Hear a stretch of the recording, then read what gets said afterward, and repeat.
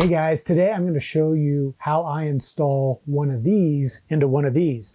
What this is a jack, but it's not your typical jack. This is it's called a flush panel jack, surface mount jack, barrel jack. I don't think there's really an official name for it, but if you Google one of those terms, you'll find the jack that I'm talking about.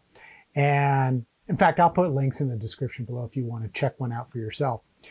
But I'm going to install it into this guitar, and let me bring you in a little closer and I'll show you how I do this.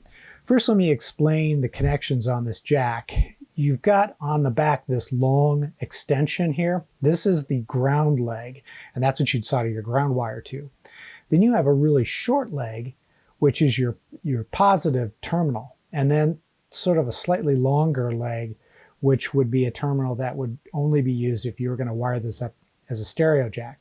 In this case, I'm not. I'm going to wire it up as a typical guitar mono jack. Now, the reason why you would want to use a jack like this is because oftentimes the body of the guitar is too thin to accommodate a rectangular jack plate mount or even a football shaped mount.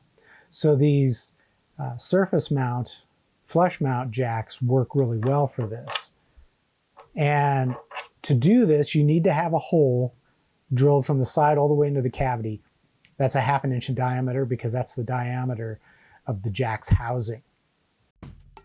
Now the first thing I have to do is pre-tin my short length of ground wire. And I like to use black for the ground wire. Just keeps all my grounds organized.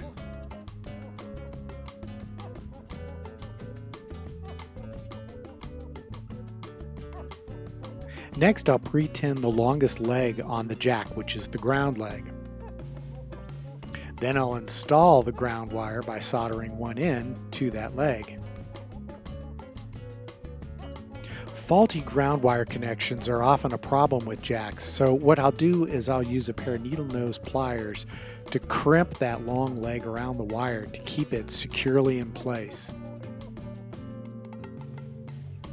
For the signal wire, I like to use shielded single core wire. I'll trim away the shielding from one end of the wire, and then I'll solder that end to the shortest lug on the back of the jack.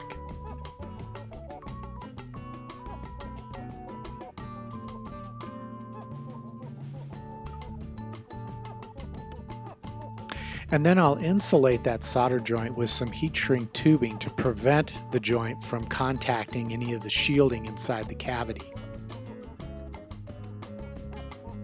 And then I'll slide the wires and the body of the jack into the side of the guitar body. Normally these jacks only come with a washer and a nut, but I like to add a lock washer to keep the jack from getting loose later on. The washer goes on first, followed by the nut.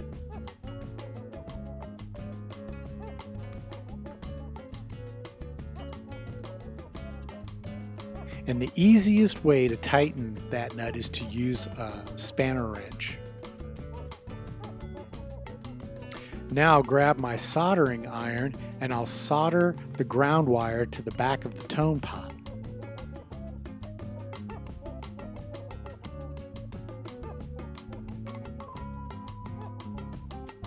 Then I'll solder the core at the other end of my signal wire to the correct lug on my volume pot.